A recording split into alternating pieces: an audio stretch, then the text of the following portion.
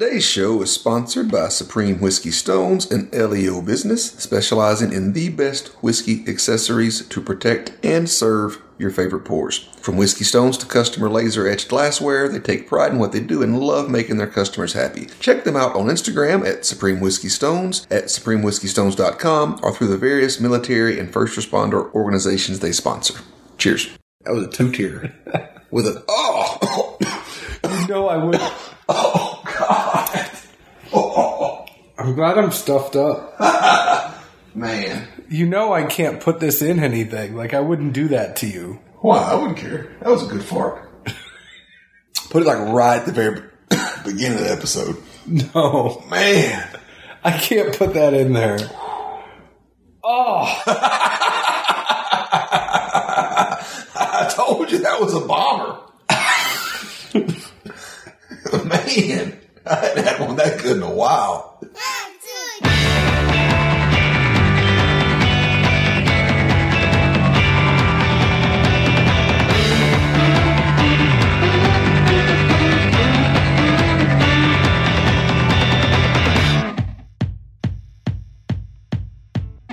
Hello, everyone. My name is John Edwards. With me, as always, is Zeke Baker. And together, we make the Dad's Drinking Bourbon. Wherever you are, whatever time it is, thank you for making us a part of your day. Say hello to the folks, Wilford Brimley. Who? You know, the guy who said diabetes? And he had the big old mustache? I mean, I remember diabetes, but I don't remember that. Yeah. Wilford Brimley has a huge mustache. And they did all those, like, remix, like, diabetes. John, I'm not sure what you YouTube in your free time, but it's significantly different than what I look up. We don't want to talk about what you look up. Oh, man, I get bombed all the time with, like, from where the kid watches Lord knows whatever. You know, those are, like, alert notifications of this just released, or this just put out, or have you seen? It's always something that the kid's been watching, so, you know, it kind of links and wants to suggest it. And I'm like, where does this come from? The funny thing is if you look at my Netflix, it's all like, do you want to watch My Little Pony or Barbie or all sorts of stuff? It's never anything of like the good Netflix stuff that's out. Like Roadhouse? Yeah, Roadhouse is a great movie. Yeah, let me just say, like, Roadhouse changed my life. It changes a lot of people's, especially if they've never seen it and they start watching it when they're, you know, housed on a Sunday night. Roadhouse was half the reason why I was a bouncer in college. But did you also grow your hair out and go Swayze crazy? No. I'm trying to picture you with Swayze hair. I mean, the fact there's just a beard now, it makes it laughable. Like I said, and we've talked about this on earlier shows, when I did skateboard, I had the hair down to my chin, but I had it all shaved underneath. So it was all shaved. Oh, yeah, I know what you're talking about. I had it all shaved underneath, but then long hair. I'm still trying to picture you skateboarding. I was okay. I just picture like this little narrow skateboard and John. Well, I wasn't this fat then. Like, still, I like the current image. It was a different time. Well, speaking of different times, a lot of people really liked when we stepped out of our comfort zone and had some tequila. And today, we are going to step out of our comfort zone again, and we're going to try something that we don't always have. This is something where you have more tequila than I do. This is something I have more of. And we are having the Powers John Lane 12-year-old single pot distilled Irish whiskey. And Zeke is not one to normally have the Irish whiskey or the Scotch. And that is more on my repertoire. So welcome. Well, I was going to say, when you said you having versus me, I'm pretty sure I'm always going to be at close to zero as far as my percent inventory in the Irish whiskey or Scotch or anything in that realm zone. Oh, Zeke, it's so good. You should have some. It's really good. It's single pot distilled. Triple. It's a single pot still Irish whiskey, but it's triple distilled. So that means it goes through 3 times. You know, I like these accents better than you do the whoopee cushion Mickey Mouse thing. I do what I can for you. I can live with this. But there's 3 times it goes in. How many? 3. Oh, I tasted a tree. You tasted a tree? I felt like it. This is 12 years old. It is a single pot still Irish whiskey, but it is triple distilled in the process. So what happens is A single pot still whiskey is unique to Ireland in general and to the Middleton Distillery Company in Cork in particular, and it is regarded as the quintessential style of Irish whiskey. It's made from a mash of malted and unmalted barley and then triple distilled in copper pot stills. Pot still whiskeys are characterized by full complex flavors and a wonderful creamy mouthfeel. The cool thing about this one, it's 92 proof, 46% ABV. It's non-chill filtered. It is malted and unmalted barley that we talk about. It is a first and second fill cask. So a lot of them are former bourbon casks and Oloroso sherry with some Iberian oak mixed in there as well. So this obviously is a blend, but there's a lot of different things coming in from new oak to ex-bourbon oak. Where'd you get Oloroso? Oloroso? It just says American oak with a small inclusion of Iberian oak. It says it here on this other thing that was sent. They sent us a lot of literature to go along with this. No. John's Lane released is then matured for at least 12 years, mainly in first fill American bourbon casks, with a small contribution of distillate from a maturation period in Oloroso sherry butts. The result is an outstanding, lingering, robust taste that provides a perfect tribute to the spiritual home of one of Ireland's most loved whiskeys. And what they mean by that is John Lane used to be an old distillery. It was shut down in the 1970s in the massive distillery consolidation, and it was actually bought by Middleton. Typical for a lot of whiskeys that we know in America, right? There are brands all the time that get eaten up by a bigger brand. So Middleton bought John Lane. Middleton, as you know, they have Middleton Very Rare. That is a very, very good Irish whiskey. They do Redbreast, Green Spot, all sorts of things. But anything that is a single pot still is typically associated with Middleton in Ireland. Actually, this would all be new info for me, John. So as you know, is not really applicable. I'm just kind of trying to help you. I know. That I do know. So is Oloroso and Iberian oak a synonym almost? Is that what Oloroso would normally go in? I don't know. No, so the Iberian oak is in addition to the Oloroso sherry cask. So there are some casks that used to be bourbon, some casks that had Oloroso sherry, and then there's some Iberian oak that is in there as well. That's what I'm saying. Would the Oloroso sherry be finished in Iberian oak? No, just a regular. Or not finished, but is that what it goes into? Because I don't know. No, just a regular. I'm just confused why it's on one thing and not the other. I don't know. Because people want to make us think. And at this point, I'm really not into thinking. I'm more into drinking. Well, sometimes drinking makes you think. Yeah. Sometimes we rethink how we drink. It's just a loophole, man. It is just that snake, the snake that's eating himself in the picture. Like, that's what it comes down to all the time. I like a dog chasing its tail. I don't know. I can't really reach that way. Eeyore doesn't have a tail. It keeps falling off. What did you call me? The ambassador of mope? Kaleidoscope of mope. Kaleidoscope of mope. That's a pick. Like, we are going to do a pick called the Kaleidoscope of mope. It's in one of Charleston's books. I forget which one. I can find it. But somebody gets called a kaleidoscope of mope. And every time I read that, I laugh. I'm like, where's John? Sophia really likes, what is it? The Pout Pout Fish? Yeah, that's where it is. It's in one of the Pout Pout books. I was thinking it was in a Pout Pout. And then I think the squid calls him a kaleidoscope of mope. And then or there's the octopus. The Pout Pout Fish and the Bully Bully Shark.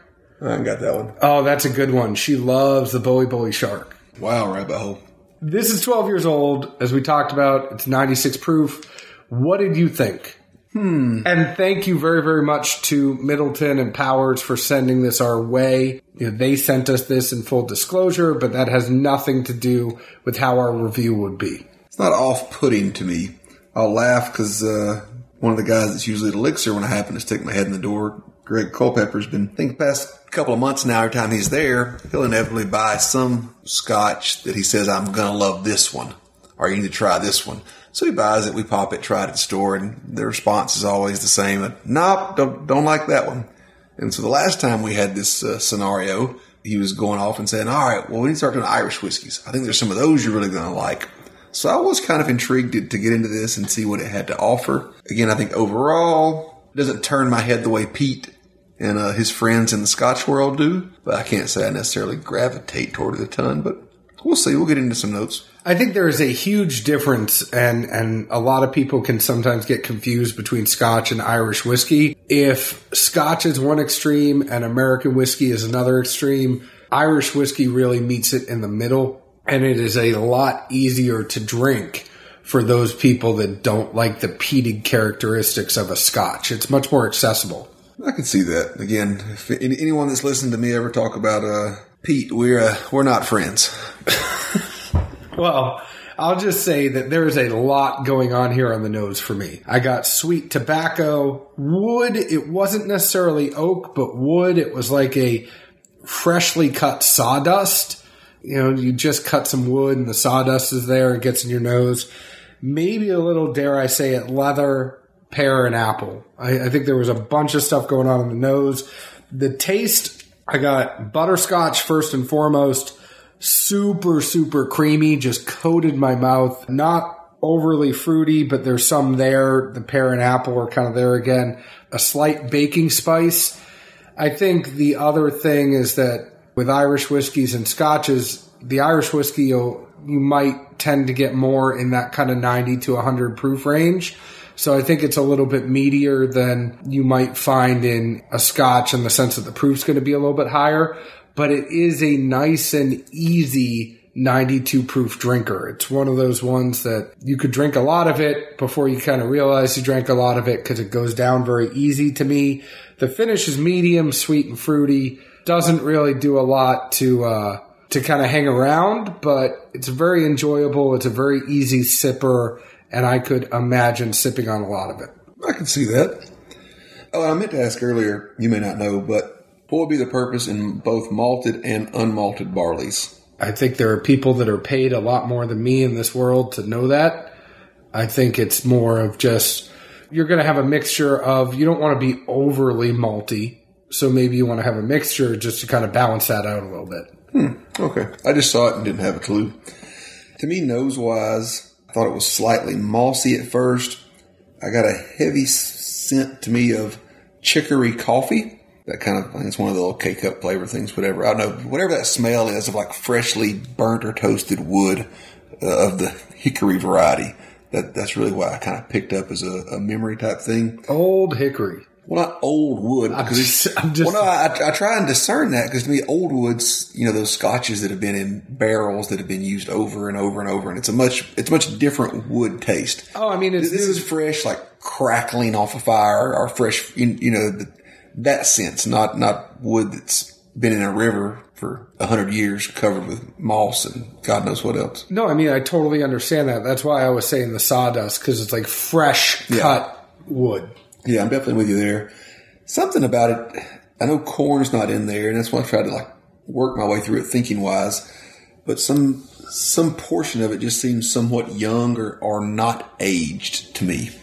But overall, I would say it definitely had a roasted profile. I know it's got a 12-year age statement, but it seemed roasted profile with a youngish juice for whatever reason. Palate-wise, at first it was super sweet for just a minute. I thought it was a really light pour, honestly. I didn't get the creamy at all. And then again, I got a really strong hickory profile that just kind of moved through it. I did get some sweet on the back end. I put down similar to like Applewood smoked bacon. Again, I think it was somewhere to do with freshly smoked wood and just a very light fruit sensation. And whatever popped in my head just happened to be the Applewood smoked bacon, possibly from lunch. but that's what I got, really. I didn't dislike it by any means, but I wasn't overly moved either. It's not it's not a newfound love for me by any means. Well, we're going to keep trying. At $70, what are you on this one? The only reason I think I would end up with one of these in my own bar was if I had, you know, friends or family that enjoyed these type of pours, and, you know, I was just trying to cater to them. Personally, I don't see a niche or a need for it. And, you know, I thought more about it too because it's confusing because I admittedly do like Stranahan's, especially the yellow label. I like it more than the Diamond Peak. And there's a lot of similarities to this in Stranahan's. And what difference is there? I don't know why, but whatever that, you know, probably 20% differentiation, it's a make or break for me. I don't know why. I'd get one. I liked it. But I kind of like that stuff. I like Middleton. I like Green Spot. I like Redbreast. I will say I think it would go great with coffee, hence an Irish coffee. Like, I can see where that came from easily now. You put this with some straight black coffee, it's going to blend perfectly. Next show, we should do that. Probably make your day a little easier, too, if it's how you start out your mornings. I wish I still had coffee in the pot and would figure it out, but I drank it all. That would go down super easy. Another thing I did pick up on this that I thought would be worth touching on, it was on the back. We have Powers, John's Lane's release tasting notes. Nose, an abundance of earthy aromas, leather, tobacco with layers of charred wood, dark chocolate, and treacle toffee. I probably said that wrong. Taste, full-bodied spice, front followed by vanilla, honey, and dried apricot. Ooh, John's word. I didn't say either of those words. Well, you know you're on restriction still. Finish, lingering honey sweetness on toasted oak. And I'll say reading this, if you're reading that and you're tasting it, you're probably going to pick up on most of those things. But would you have without reading it? Because I got fruit, but I got like pear and apple. Yeah. I didn't get the... Well, you know, it's funny, talking with Tark some, and he says he likes to provide tasting notes or have somebody help him with tasting notes. Not help as far as he can't do them, but just, diversity and whatnot. And says that as far as in the store, there's definitely, a sect of people that can taste what you taste when they've been provided with the notes. But they're not going to formulate that on their own. But it definitely helps to move bottles and help people recognize, quote unquote, what they're tasting and possibly enjoy it more, which I think is an interesting psychology play, but it's definitely true. This could get us into a whole longer show here, but I think there are sometimes, and a lot of times I can get it, and for people pulling back the curtain a little bit, Zeke and I don't always talk about our tasting notes while we're sitting there sipping and enjoying on something. We kind of do tend to keep to ourselves, at least the stuff that we write down, we don't show. Oh, we're like fourth grade lunch. I got my arms around both sides. Yeah. We both don't cheat off of each other, and we really do a good job of keeping that separate.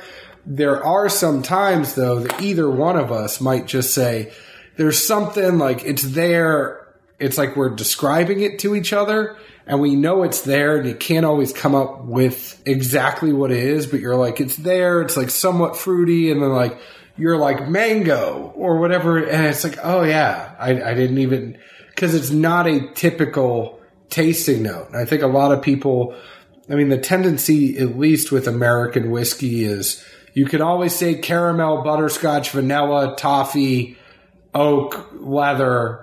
Leather. Like, there's certain words that are always going to be associated with that.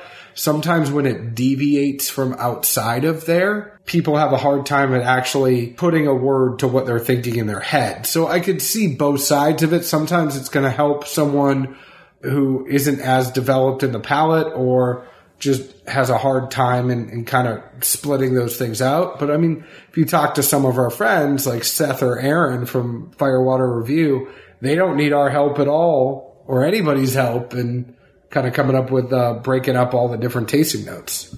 No, I didn't mean to go down too far of a rabbit hole, but while we were on powers and the power of suggestion, I thought it was worth throwing out there. Well, let's go look at my what's trending on Netflix if we really want to go down a rabbit hole. You want Barbie Mermaid? Because it's on there. I think if you're into Irish whiskeys, I don't know what the baseline gold standard is or what the standard deviation would be as far as how far these things can range. But assumably, I would think this was definitely a fine Irish whiskey pour, just not necessarily my cup of tea. You know what, Zeke? I'm the opposite. I'd buy it. It's good. Well, good for you. It's good crack. Good crack. It's Irish slang. Oh, I didn't know. Yeah. But it's spelled C-R-A-I-C. Bet that makes it interesting when they first come over here. You got to have that crack? What, son? If you're talking about a person, you say a person's good crack. Oh. Talking about a person, I'd think of butt crack. On that note, go ahead and find us on Facebook at Dad's Drinking Bourbon. Go ahead and find us on Instagram at Dad's Drinking Bourbon, Twitter at Bourbon Dads. Join our Facebook group. Follow us on your favorite podcast app. Please leave us a 5-star review. Tell us why you like us. It helps us more than you know. Zeke, where else can the folks find us? Well, if it's you, probably in the mirror working on voiceovers. If it's me, in the mirror trying to calm out this mustache. Oh, boy! Jesus.